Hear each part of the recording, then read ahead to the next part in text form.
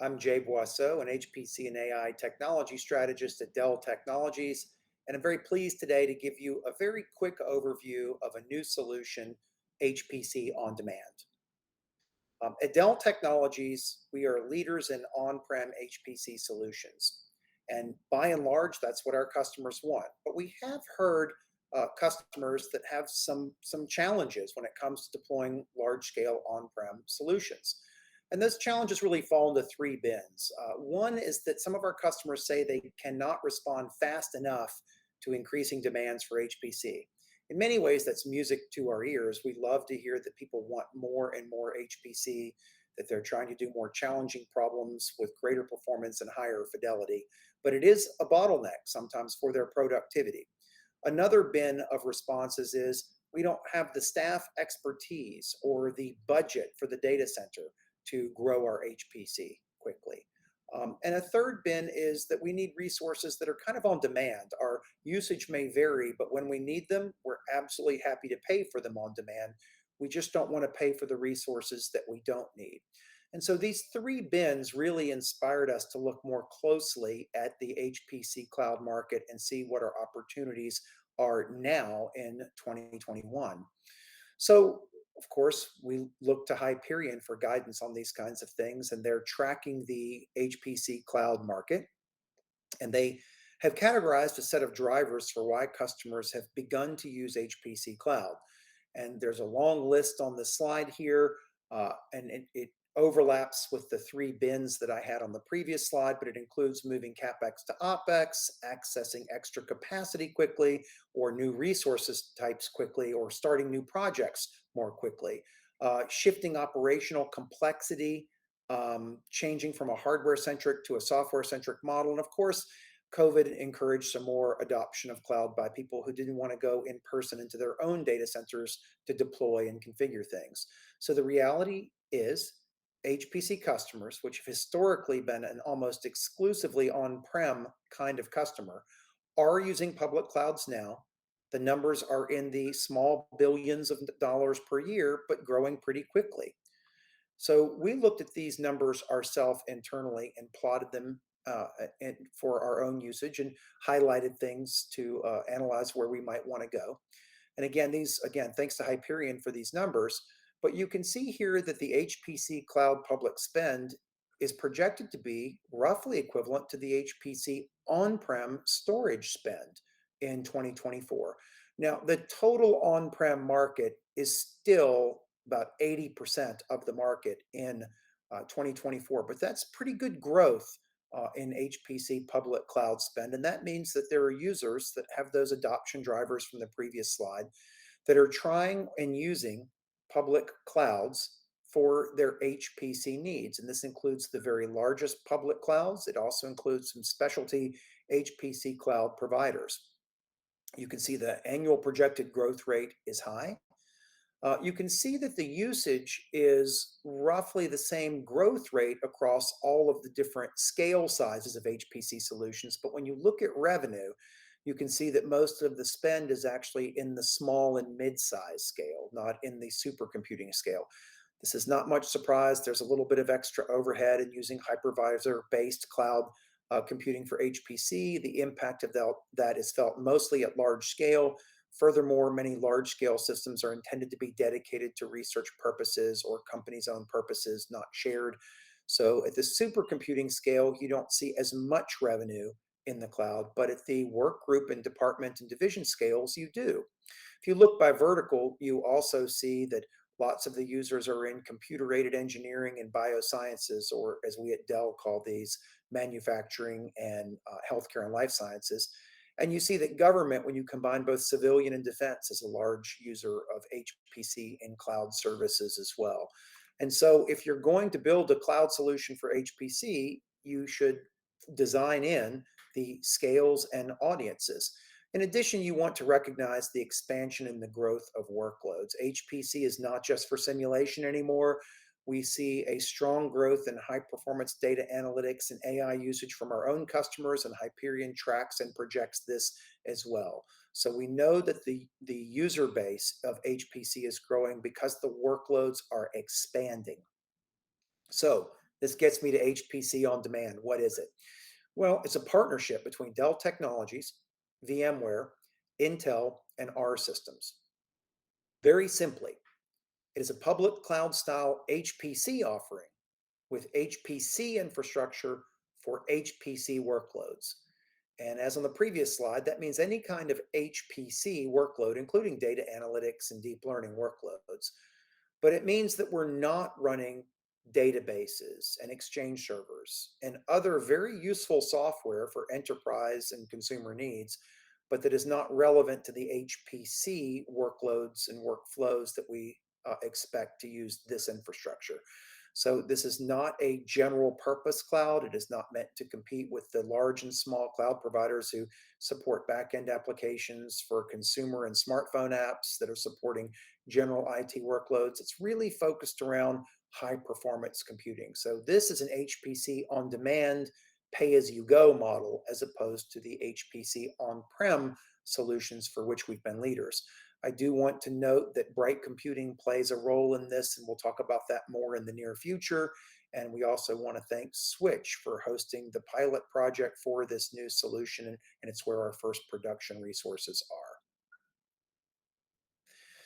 I do want to emphasize that VMware is a key partner in this. In the HPC space, most people don't really think of VMware, although many people are using clouds, and those clouds are also using hypervisors. VMware, however, has thousands and thousands of users in the enterprise space. It is rock solid, bulletproof software, and the hypervisor on it is perfectly adequate and well suited, in fact, thanks to the effort of Josh Simons and the team at VMware who are optimizing the VHPC stack for HPC applications to be a great hypervisor for HPC applications as well. So the VMware software stack is deep. I'm not going to go into the details of it, but I will say that ESXi is that great hypervisor we needed. NSX provides that secure communications between nodes so that your MPI processes are secure. vSAN gives some great capabilities for storage, including even implementing parallel file systems on top of vSAN. VMware is in use everywhere for enterprise applications, and so that means we expect it to be a great migration point for people doing HPC on VMware, which is an existing customer base, but especially doing data analytics and AI on VMware. More to say on that in the future as well. And this should make it very easy to scale. So much thanks to VMware. This means that as many of you are familiar with bare metal clusters and what you might be providing, there's a little bit of extra infrastructure on the uh, compute server, storage, and networking infrastructure to facilitate VMware managing the environment. But the benefits of this are that you can now run a production grade, multi tenant, secure environment with rapid swapping in and out of different tenants, images, and environments, and secure communications between images of existing tenants without any risk of intrusion from other tenants in this. And so you get an environment that looks very much like a bare metal HPC cluster with only a small amount of additional infrastructure in order to provide a secure multi-tenant environment in which you can bring in many different customers securely, easily, and rapidly. And VMware gives us multiple access modes to this as well. Now, many of our customers will use an API oriented mode in which they will get images that are pre-configured. And we can likewise do that with vCloud Director as well. But there are both GUI and API driven usage modes for this. So for customers who are deeply familiar with VMware, they can leverage some of the VMware characteristics and capabilities that are managing the hardware. For customers who just want the appearance of a bare metal HPC cluster, we can provide that as well. We can provide it with images from our own Omnia software, from Bright Computing, from you can also bring your own images as well. So we really are going to give maximum flexibility for HPC users to control their environment as if it were in-house, and they can create their own software environment on top of this infrastructure. Now, you might be asking, how is this different from the HPC services you announced at SC20? We did announce HPC managed services or dedicated services as something users could buy CapEx or OpEx, and that they could have dedicated access to. It turns out we also can enable shared usage of those systems, but not in the same way that a cloud would. But the majority of our users using the model on the right, the dedicated model, are choosing CapEx or OpEx. They're making a multi-year commitment and they're getting secure dedicated access, and they get to specify the kind of hardware that they're providing this 3-year commitment for. And that leaves all of the tools in the tool belt available for them to use to configure exactly the kind of HPC solution they want. And then we take care with our partners of hosting it and managing it. The new HPC on-demand capability is more of a cloud model. The data center is professionally managed, the systems are professionally managed, but you're using a shared multi-tenant environment. Now, it's not multi-tenant at the node level because we want MPI applications to get maximum performance and not have overhead of other processes running on those nodes so that all of the nodes can perform their MPI-based workloads in lockstep. But it is multi-tenant at the system and solution level. It looks very similar. We'll provide many of the same tools here, many of the same partners. It will be a subset of the technologies integrated into it for simplicity, but you have the full set of software technologies available. And now you're adding the pay-as-you-go model. So you will still be able to create longer-term subscriptions on this as well, but you'll also be able to pay for fine-grained usage. We announced this at ISC 21. We announced it as a limited release thing with some early users on it and willing to take some early customers. We're making progress on that now. We intend at SC21 to have much more to say about initial customers, performance results and comparisons, and price performance comparisons with other cloud offerings. So in summary, I want to say that our partnership is building an HPC-focused cloud capability. We have some advantages. By focusing just on HPC, we'll provide HPC-optimized infrastructure. We'll leverage VMware features for scalability and reliability and usability. We bring our systems as the first provider of many, we hope. We'll bring our systems HPC expertise. We will be able to offer performance and price performance competitiveness and even advantages, and we'll share some of those charts as we continue building out the hardware. We'll provide HPC support and perhaps best of all, no data ingress or egress fees, often the surprise that bites HPC users when they realize they properly accounted for their compute usage, but not for their data egress usage. So these are pretty big advantages: performance and price performance, HPC support, and no data egress fees that we can do because we're focusing our cloud infrastructure just on HPC users. Now, there's some opportunities that we intend to build out going forward. One is making it as easy or easier to use than any other cloud, again, facilitated by focusing on HPC users. We're not trying to make it as easy or easier than all other clouds for all other workloads, but specifically for HPC users and their workloads. We definitely need to scale it fast and large to make it attractive to HPC users. We want to add new technologies quickly. We may not cover all of the possible technologies in the on-prem solutions portfolio, but we want to make sure that the most in-demand technologies are rapidly integrated into our on-demand offering.